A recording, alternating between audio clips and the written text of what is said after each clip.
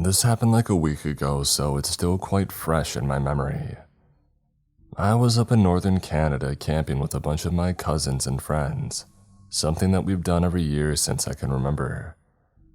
The trip started off routine, waking up with a sore back from sleeping on a crappy air mattress, spending a bit too much time in the sun out on the lake, only to deal with itching shoulders and feet the rest of the trip, and hanging out by the fire into the early hours of the morning. It's strange, although camping can be one of the most uncomfortable things ever. I've always felt grounded and safe whenever I'm by that water. That is, until what happened the last night we were there. My cousins, buddies, and I, the whole gang, would explore the campground every year to see if there were any new changes or upgrades to the old 1970s amenities. This year, we were pleasantly surprised to see that a brand new picnic shelter had been built on the opposite end of the park, maybe a 15-minute walk from our site. This thing was outrigged with a dozen or so outlets, 6 brand new picnic tables, and a great view of the beach leading into the lake. We decided that the last night of our trip, we would play some cards under a crudely hung flashlight at around 1 a.m., milking our last hours in the great outdoors. Being in our early 20s, we decided to indulge in some libations before playing the games, just to spice it up a bit and get the creative juices flowing. We had brought along a handful of beers each too, keeping a watchful eye for park rangers looking to spoil some innocent fun with a citation. Those beers flowed right on through me, and within half an hour of being at the shelter, I had to go to the bathroom. So I got up from the table where we were sitting at and moved around the side of the structure out of the dim lighting and into the pitch black of the night. The only light around me was the moon's reflection of the perfectly still water, just enough for me to make my way onto the little trail that we had taken to get to this pretty secluded area. I unzipped my fly and began letting it fly when I saw it. I did maybe a triple take to make sure that I wasn't just high and tipsy, but no, there in front of me, maybe 15 feet away, was a pair of human eyes glaring out of the bushes right at me. I knew I wasn't tripping out because even in that short amount of time, my eyes had begun to adjust, and there I could see the faintest outline of the figure that the eyes had belonged to, shifting ever so slightly and rustling some leaves. I didn't know what to do, and keep in mind, I'm like mid-piss, so I just blurted out, "Get your eyes off my pecker," because apparently that's the first thing that came to my mind. What the heck, I know. Then 2 things happened at once. The figure started emerging from the bushes towards me, and I heard the quick footsteps of my buddies behind me running over to see what I was talking about. That must have been all whatever that thing in the bushes needed to see, because it took off back into the woods. My friends were quite concerned because I had been the one telling everybody to shut up and keep quiet all night, and now I'm yelling out loud something about my pecker. I told them what I had seen, and they believed every word because one of them had heard bushes moving earlier when he went to take a leak, but thought nothing of it. I seem to be a magnet for creeps and weirdos, and since I got such a positive response on my last experience, I figured I would share a few more with you all. I'll be writing in order of let's not meetness, so scroll to the end if you only want the scariest. A little bit of background. These all took place outside my home at the time, which was on the literal last block of a major city, right across the street from the beach. The building was framed on 4 sides by the beach, the woods, a construction site, and a few other sleepy houses, as well as a muni line. Think the subway but above ground. It's the very last stop on the muni, so unless you catch it at the right time of the day, or at the height of tourist season, the area is basically empty on the sidewalks. The house itself has an initial patio door, which doesn't always fully close if you don't slam it, and then an entry area with a staircase and leading up to a second locked door that leads to the apartment. My first experience. I get home from work one day at about 9 p.m. and immediately get into a small spat with my roommates. After about 30 minutes, I decide to leave and cool off a little bit. I had planned on sitting on the porch outside, but as I looked across the street at the ocean, I decided it would be more peaceful there. I had never been to the beach at night for safety, but as I looked at the well-lit parking lot and no one in sight, I decided it would be alright.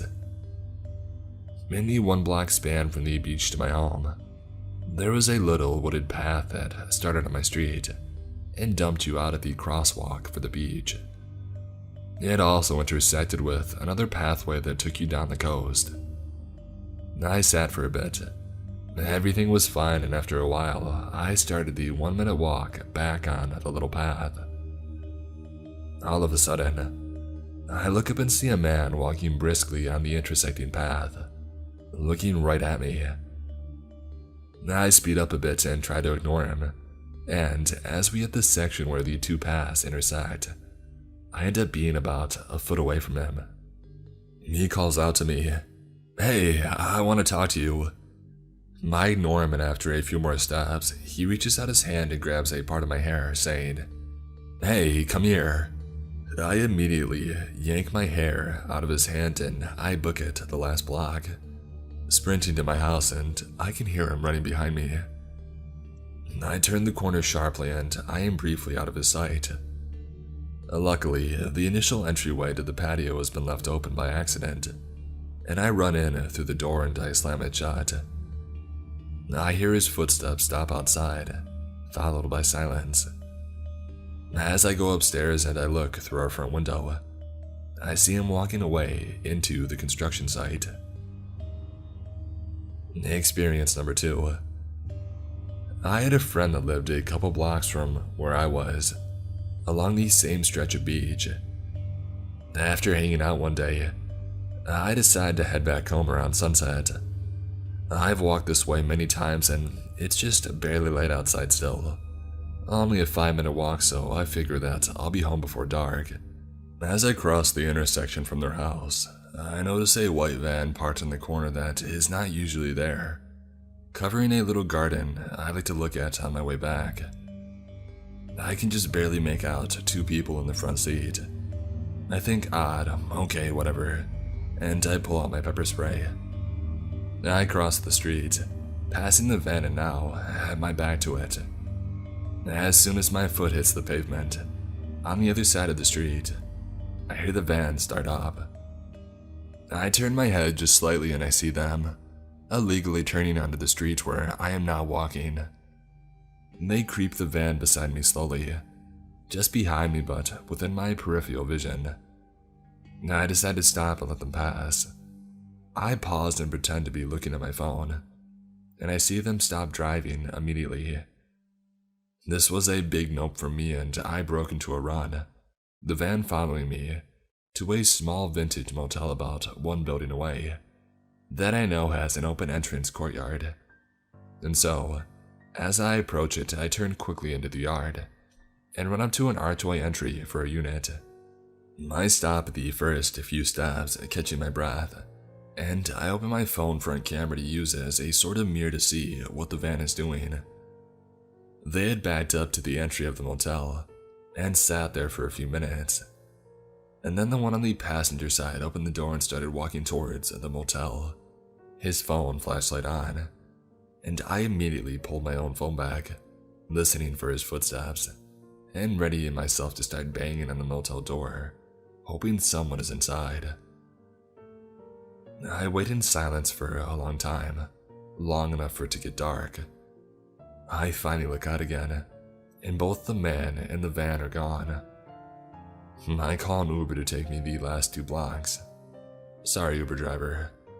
I never saw them again. My third experience. I had a friend over and we went to do a dab. It's a form of smoking weed. It was about 10 p.m.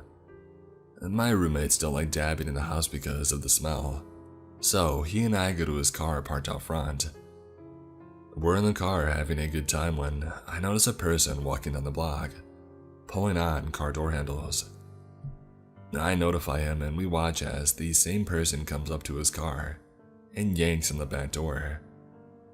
He honks his horn and they back up for a minute, and then walk up to his driver window and knock on the window, making a motion to roll it down. Just as I'm about to tell him, don't, he rolls down the window a bit. The person is clean and normally clothed and asks what day it is, and then what time it is, and to which my friend answers. And then they stand there and stare at us as he tries to usher them away, even offering them money. Without saying anything, they walk away down the block, and once they reach the intersection between the construction site and the woods, they roll their head back up to the sky and just start screaming at the top of their lungs as they back away out of sight. I take this opportunity to dart back inside my house as my friend watches, making sure to close the patio door. A few hours later, one of my roommates comes home very drunk, and as we had figured out later, they failed to make sure the patio door is shut all the way. Morning time comes and I wake up in an empty apartment. I open my phone and have a singular message from my roommate from 3 hours ago, stating that when they had left for work this morning, there is a person they didn't know sleeping inside the patio area. They thought that it was a drunk person who lived in the neighborhood, and they had entered the wrong house by mistake, and evidently did not find it enough of a reason to call me or wake me up. I immediately go to the entry of our apartment, pulling the door open fast. To my surprise, the person who had been talking to us in the car the night before is laying casually across my staircase, fiddling with something. I scream, "Hey!" loudly, and they immediately hop up and run out of my patio door. I run down the stairs after them and open the door. They are standing across the street, just smiling at me and giggling. They then give me a little wave and they run off. I close the door hard and go back up the steps to see what items they had left. Sitting on the steps was a few coins, some weird wire-type objects. Think a bobby pin after you bent it into a straight line, a lighter, and a pocket knife. I never saw them again. Unrelated to my stories, but shortly after I had moved from that area, a teenage girl was abducted from that same corner where I saw the van. And 2, after a car chase, police found a severed head in the freezer of a house along my block as well. Now I gotta find the article for this one. I also got a lot of questions regarding calling 911 on my last post, and I wanted to clarify. I am from a rural area, and I have had many bad experiences with cops abusing power, and I have been raised to always be wary of the police. I've also had situations that were severe enough that I did need to call them, and they didn't help me. So that is not really a thought that goes through my head when dealing with these situations, and I've learned how to take care of myself or utilize community resources for other situations.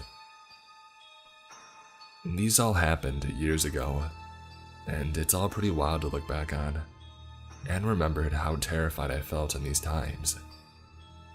So, there's my stories. I hope you all enjoyed.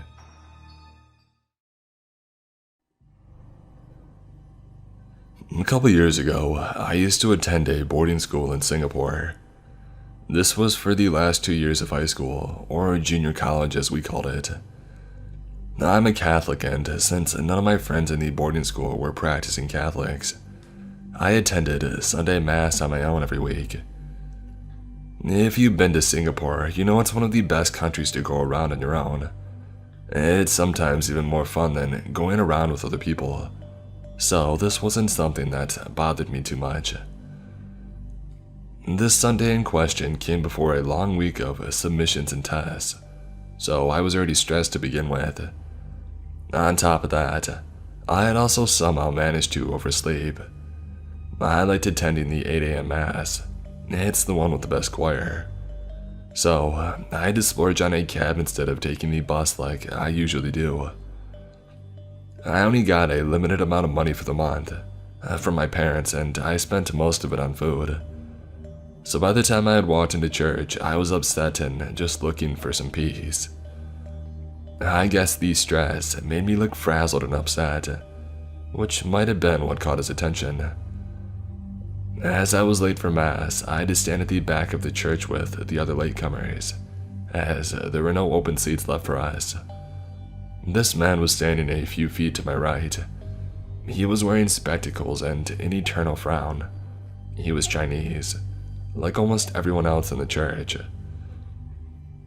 I noticed him scowling at me throughout the mass, but I ignored him on purpose because I didn't want to get upset unnecessarily.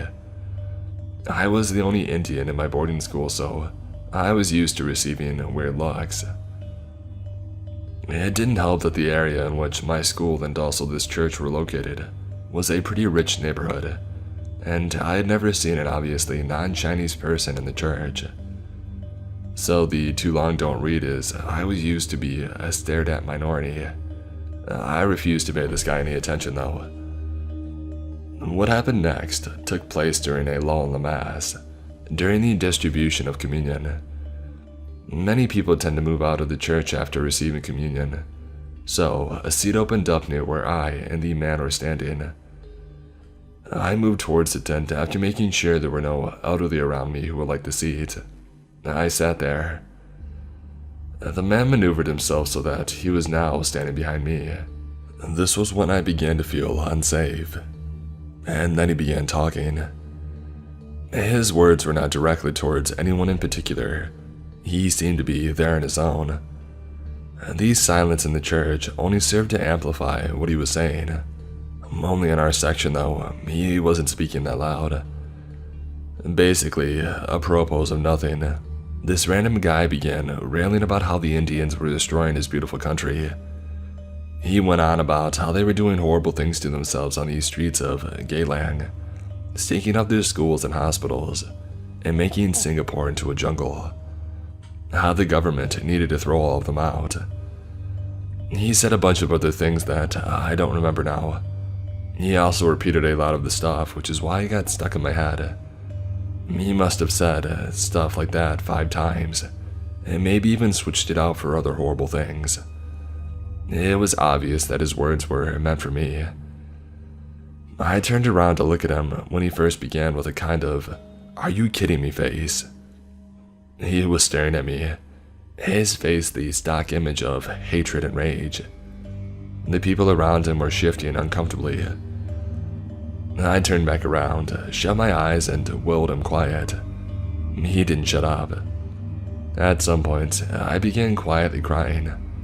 I wanted so badly to move away, to run out of the church, but I was scared of causing a scene and making people notice me in a way that I didn't want to be noticed. I cannot fully explain the absurdity of the situation. We were in a church. In some other section, the priest was still distributing communion to the congregation. The rest of the church sat in prayerful silence.